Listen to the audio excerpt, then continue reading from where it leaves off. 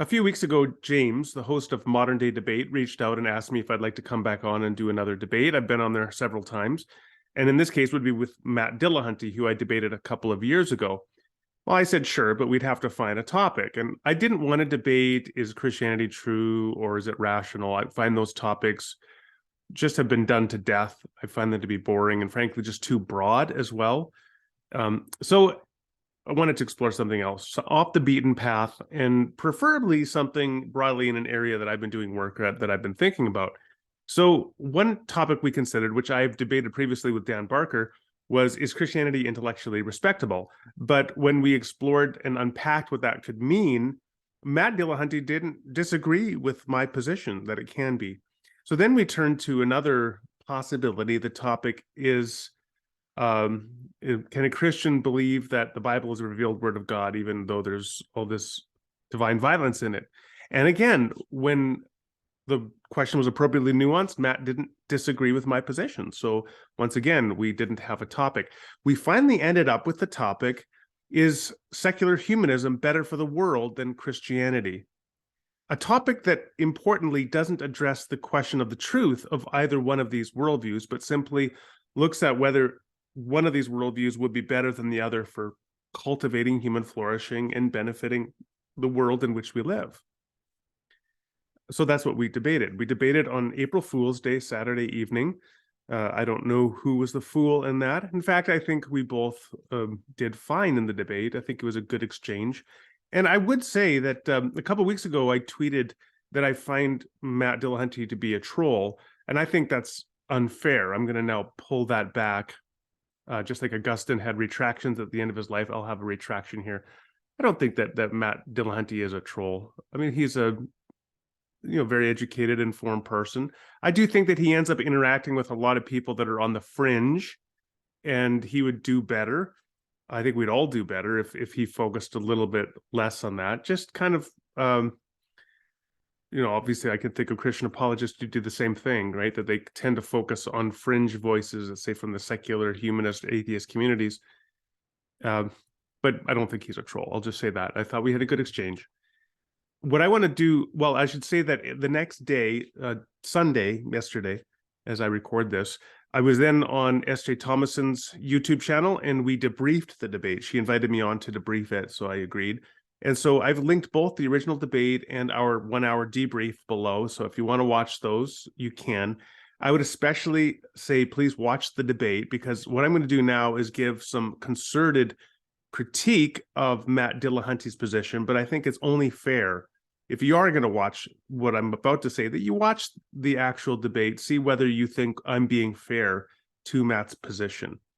A couple things I want to talk about that are related here, and I'm going to describe it to set up a clip that I'm going to show, and then we'll unpack the clip at the end. So to set it up, one of the weaknesses I see with secular humanism over against Christianity is that on secular humanism, the value of nature is made derivative of the value of human beings. So nature, including ecosystems, including individual sentient animals, it's all valuable to us insofar as it serves our human flourishing. So you could say that there is a self-interest for us to maintain the health of the world around us, the health of ecosystems, and not to harm animals and so on, but only insofar as it serves our interests. But that seems to be inadequate. It seems that nature's value is not dependent upon human value. Now, one position that would take this really in an overt sense would be deep ecology. Deep ecologists view the overall planet as a living organism. Think of like James Lovelock's Gaia hypothesis. And within that, if human beings end up destabilizing and harming the earth, then we actually lose whatever value we had to the system, much like cellular growth that becomes uncontrolled and cancerous loses its value within the organism and becomes, in fact, dangerous. So we become dangerous and we lose our value on the deep ecologist view, because nature's value is in no way on that position dependent upon ours.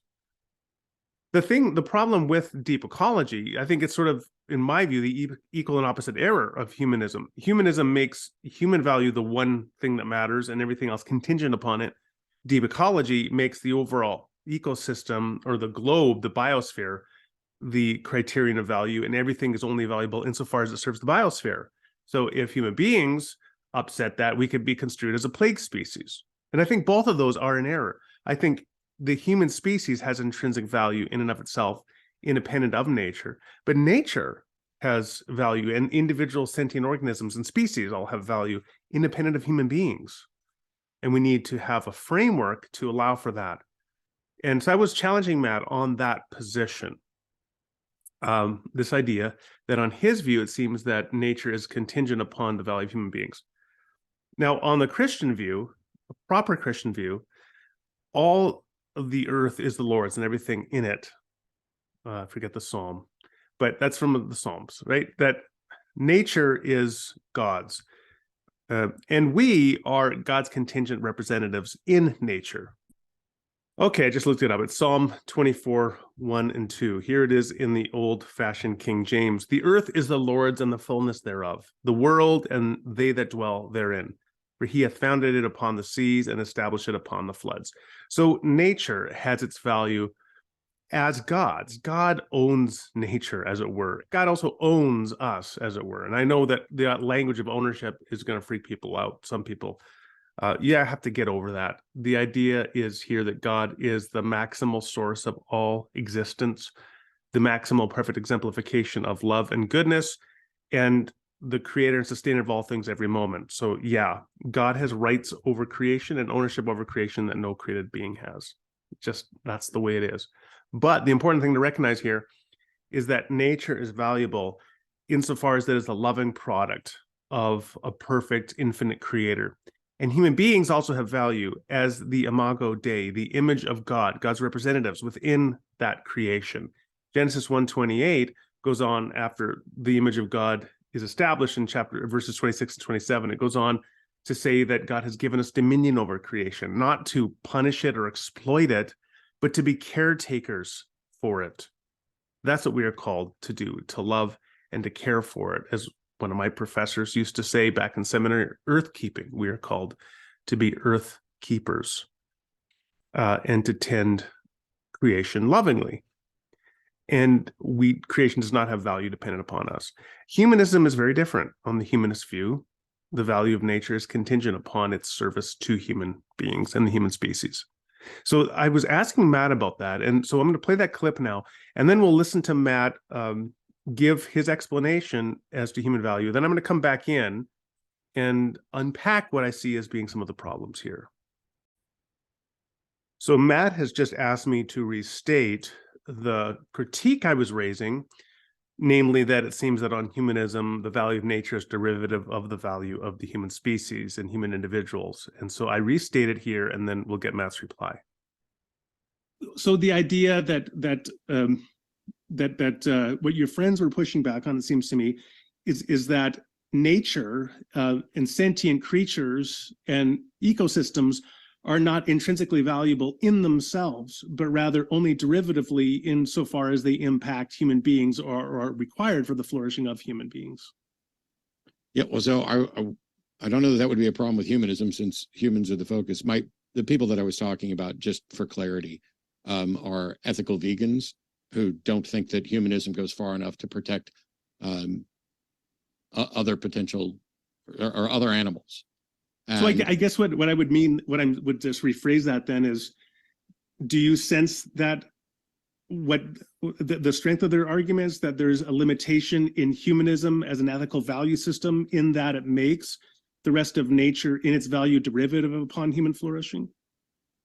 No, I think that's a mistake on their part. I don't mind that things are derivative. So I am always going to value myself first, the people nearer to me in their circles, second, and then it goes out. It branches out. The further we get away from me, both geographically and familially, and by the way, I'm not talking about necessarily bloodline, just my capacity, as I think is true for anybody, to fully empathize and value begins to diminish.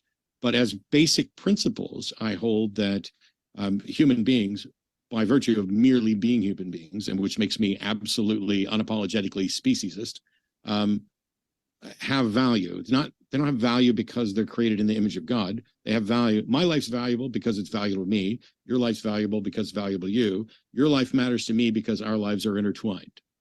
That sort of thing. It doesn't need some external justification. It is a recognition that as long as we're here sharing space, we know from game theory, it's far better for us to work cooperatively than it is to struggle. Okay, as I said, I want to underscore, go back and watch the whole debate. And if you just want to see the rest of that exchange, so that starts at 36 minutes in approximately. But I'd say watch the whole thing, watch their opening statements and so on.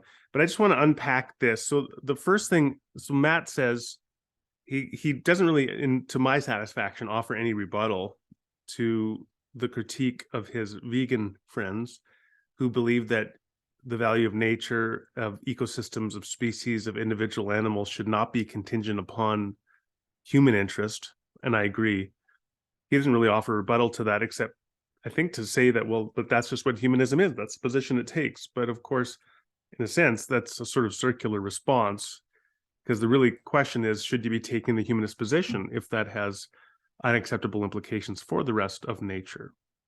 Now, then Matt goes on and talks about value. He says that on his view, he begins by valuing himself first, and then he values other people within his with whom he has familial ties, and then he goes out from there, and he cares about people less and less the further out they are. This is really a hard, it's a little tricky to unpack what's going on here, because then he goes on to say that that's just fact about our human limitations. So you can't have the same concern for a child starving in sub-Saharan Africa as you would have for your own child who's missed a meal, and you really want to get the meal to your own child, because your own child is in your immediate vicinity and you have this familial ties with your child, and you don't even know of the existence of that African child. So how can you care about that child? And I understand that. That's just purely descriptive. It is true that we all have that limitation, but it also seems like it's kind of a little bit ethical egoist. And that's where you move from simply descriptive facts about the world to some kind of normative understanding of ethics. On an ethical egoist view, you ought to act. Each individual ought to act to maximize their own interests first. And it seems at some point Matt moves from simply the descriptive fact that he can't care about all human beings, so he begins by caring about himself the most, and then moving out from there. It seems like that moves from being simply a descriptive fact to being a normative one. And I want to say more about that in just a second. But first, I want to say one other important problem I see with this view, which I really didn't unpack, but it's one, and didn't unpack it in the debate. Just one of the, we have so much time. But that is at the center of the Christian view. We are not called to love ourselves the most and then love everything derivatively. Matt sort of describes that as being almost like a metaphysical first principle, right? It's like you can't help but love yourself the most, and then you're going to love people less and less and care about the flourishing of individuals less and less the further out you go. But on the Christian view, Jesus summarized the law of God is with two commandments: love God with all your heart, soul, mind, and strength, and love your neighbor as yourself. That does not mean not loving yourself, but it does mean striving to have the same love and care for your neighbor as for yourself. Now, how do you actually manifest that? Well, Jesus said, "Greater love hath no man than this, that he would lay down his life for his friends." Central to this Christian idea is the concept of self-sacrifice, taking up your cross daily and following Jesus. In the same way that Jesus gave up his life for those he loved. So we are called to be willing to give up our lives for those we love. And in the moments that we do, in the moments that we place ourselves in peril, that we sacrifice ourselves, not just for a loved one, for a child, for example, but also for a person on the street that we've never met before. We are not acting counter to this model of descending levels of concern that Matt describes. Rather, we're living into and emulating a Christian value system. On Matt's view, you can't help but care about yourself the most first, and then familial ties, people with whom you're related, and it goes down from there. But on the Christian view, you actually are called to strive to live in such a way that you love others as yourselves. So you can give your life for somebody else, and it is possible. And when you do that, the actions themselves show that your concern for that individual is as great, if not in some respects greater, than for yourself, because you're risking your life to save that person. So I think that I think that the Christian view in this point is just deeply counter to the view that Matt described. Now, I want to cycle back and say that I was talking about ethical egoism, and say that here that I think the tension with his view is that it does seem like the interests of the individual and not just the species in an abstract sense, but the interest of the individual bubbles up to the surface, because at the end of this excerpt, Matt then says, you and I are going to interact with one another. So I will care about your life and you'll care about my life. And then he says, it's just game theory. So the idea there is, the danger is he's turning now into a rational calculation, in essence, the concerns that we have for one another, that I care about you because your life impacts mine. And you will care about me because my life impacts yours. And at that point, it seems like Matt is going beyond description into normativity. That, in other words, the moral oughts, what ought you to care about? What ought you to do? What ought you not to do? What are morally right actions? What are morally wrong actions? And it seems like the way that Matt describes moral obligation, what is right to do, is that which impacts yourself. If you're going to have an impact on another person's life, then that other person's life is contingently of interest to you insofar as it impacts your own life. Now, this seems to me to not actually be humanism in the robust sense of all human beings count equally and have equal value, but this is sort of collapsing into an individual ethical egoist view. And beyond that, it seems that indeed, ironically, we're actually moving in some respects away from humanism at this point, as conceived of the intrinsic value of the species, because the same thing that Matt says about the two human beings interacting, that they care about one another insofar as their lives intersect, and thus the flourishing of the other is of interest to this person because that life impacts their life. That could also apply to other life forms, to animals, right? So if you're going to be walking in the woods and you're going to come across a moose, do you want that moose to be rabid, literally have rabies and be like moose Cujo, and be apt to kill you? Or do you want that moose to be healthy and chill? And I would say, well, you want the moose to be healthy and chill, because that moose not being healthy is going to impact you adversely. So in that kind of way, it seems like the same principle just applies not just to the human beings you'll interact with, but to any life you'll interact with.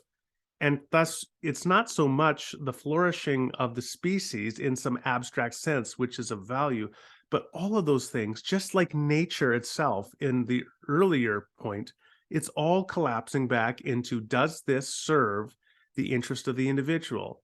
Does it serve the interest of Matt Dillahunty, that his familial ties are flourishing, that the people in the outer sphere of his social interactions are flourishing, that the ecosystems in which he dwells are flourishing?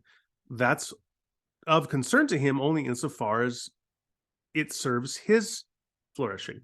Likewise, for me, on this view, my familial ties, my outer human relationships beyond that, and then the ecosystems in which I dwell, the animals with which I interact, all of that is only of interest to me insofar as it serves my human flourishing. And I find that to be an enormously unstable and unsatisfying and profoundly counterintuitive understanding of an ethical normative system. So, insofar as this was Matt's defense of humanism and of the value of the human species, I found it to be thoroughly inadequate. But that's my view. Again, I'm going to say click the link below, watch the whole debate, draw your own conclusions.